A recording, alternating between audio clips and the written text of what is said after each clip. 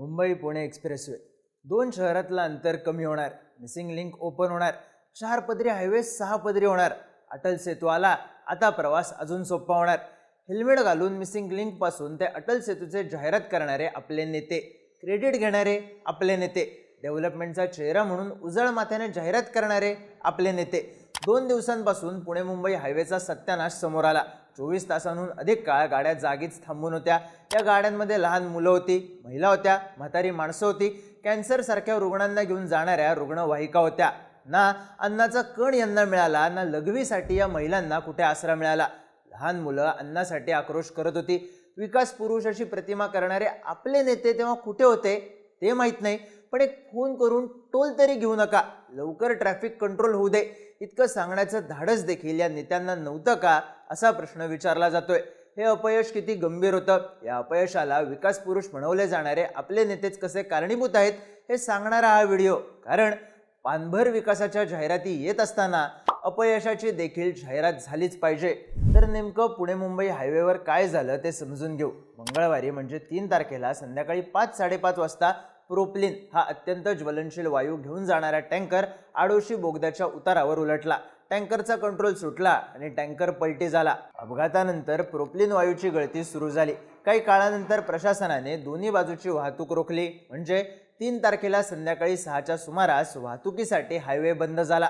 प्रोप्लिन वायूचा टँकर, ज्वलनशील वायू, स्फोट झाला तर 100-500 जळून ठार झाले असते. जयपूर अजमेर हायवेवर असाच गॅस घेऊन जाणाऱ्या टँकरच्या बातम्या अजूनही ताज्या आहेत. 500 मीटरपर्यंत ही आग भडकली होती. पहाटेची वेळ होती. इथे विचार करा, संध्याकाळची वेळ, हजारो गाड्या. असं काही झालं असतं तर कित्येकांची राख पण सापडली नसती. असं बोलण्याचं नेमकं कारण काय? तर जोपर्यंत काही घडत नाही तोपर्यंत आपल्याकडे जाग येत नाही. स्पॉटवर MMRDCचे अधिकारी दाखल झाले. परिस्थिती पाहून NDRFच्या टीमला बोलवण्यात आलं, पण त्यांनाही वायू गळती रोखता आली नाही. स्पॉटवर पोहोचण्यासाठी यंत्रणांना रस्ताच नव्हता.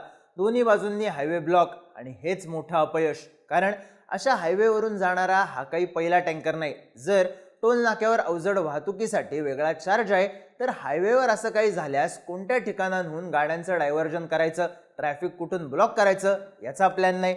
ट्रॅफिक लोड आणि ब्लास्ट इंटेन्सिटी किती असेल याचा विचार करून लोकांना थांबवण्याचा उपायच आखलेला नाही. आहे तर काय, टोल. असो, तर इथे टीमला पोहोचण्यासाठी वेळ लागला.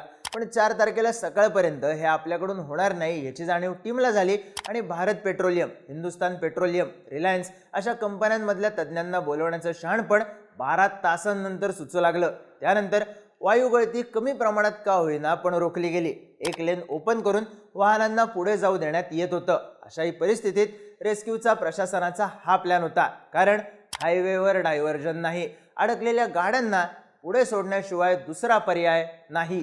4 तारखेला दिवसभर हे प्रयत्न चालू होते. दरम्यानच्या काळात गाड्या अडकलेल्या, त्यात लहान मुलं होती, महिला होत्या, म्हातारी माणसं होती. अन्नाचा कण नाही. वॉशरूम नावाचा प्रकार आपल्याकडं फक्त फूड कोर्टवर उपलब्ध आहे. अशा हायवेवर प्रत्येक 2-4 किलोमीटरवर किमान वॉशरूम उभा करण्याचं कामही कधी कोणाच्या डोक्यात आलेलं नाही. कारण तसं झालं तर फूड कोर्टवाल्यांचा धंदा कसा चालेल?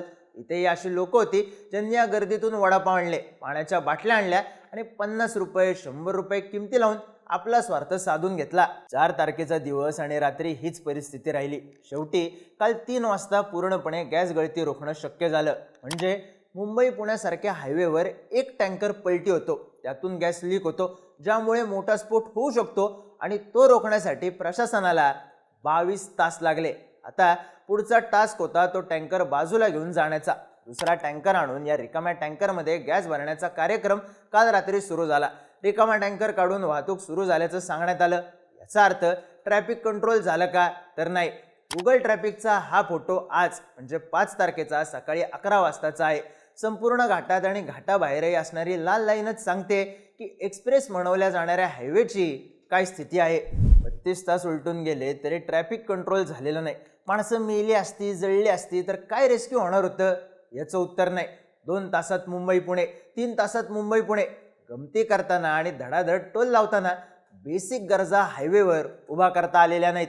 अशा रेस्क्यू वेळी कोणती यंत्रणा लोकांसोबत संवाद साधणार, माध्यमांना योग्य माहिती कोण देणार याची यंत्रणा नाही. कोणत्याही स्पॉटवर किमान वेळेत संपूर्ण अद्ययावत अशी रेस्क्यू टीम पोहोचेल याची गॅरंटी नाही. डायव्हर्जन नाही, टोल बंद करून लोकांना पटकन बाहेर पडून द्यावं हे सांगण्याचं देखील सौजन्य नाही. समृद्धीपासून ते कोस्टल रोड आणि मिसिंग लिंक पासून ते मेट्रो अशा जाहिराती होत असताना एक अपयशाची सुद्धा जाहिरात व्हायलाच हवी.